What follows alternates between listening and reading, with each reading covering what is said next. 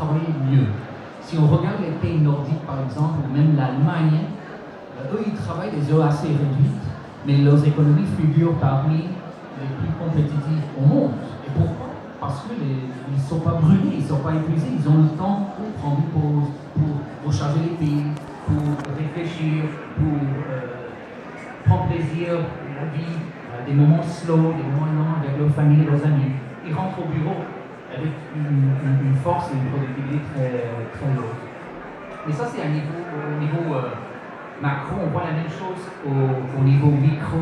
Même aux États-Unis, le pays des drogués du travail, les entreprises commencent à accorder plus de vacances à ses employés.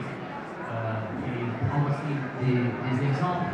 Et si vous regardez en bas, vous allez voir des banques, même sur Wall Street, dernièrement, depuis l'été dernier, les banques de Wall Street ont commencé à limiter les heures de travail des jeunes banquiers, qui auraient été impensables il y a 2 ans. Mais les gens se rendent compte, même les gens les plus rapides, peut-être surtout les gens les plus rapides au monde, commencent à réaliser, à se rendre compte qu'il y a des limites, l'être humain a des limites de productivité, et qu'il faut avoir un équilibre chez les employés.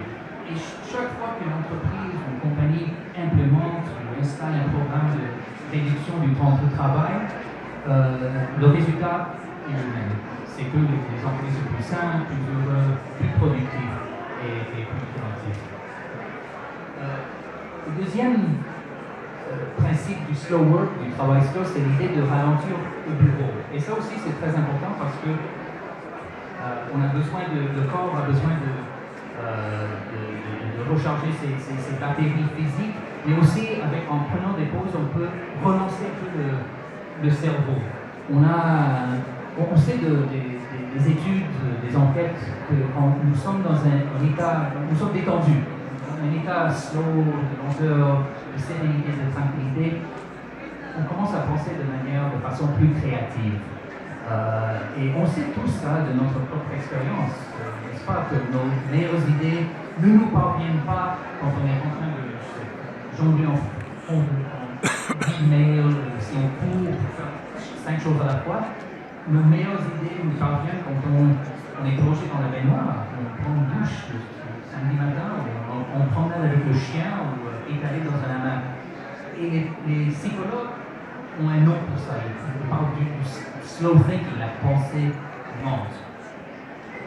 Et je veux vous montrer une courte vidéo qui est une petite illustration de comment ça fonctionne. Parce qu'on sait très bien que les deadlines sont utiles, mais jusqu'à un certain point.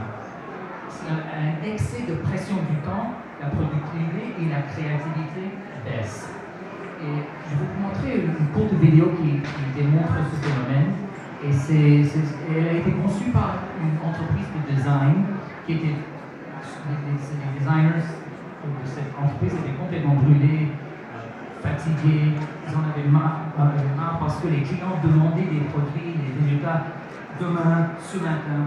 Et ils ont créé cette vidéo pour expliquer qu'ils pourraient faire un travail plus créatif, un travail meilleur avec plus de temps.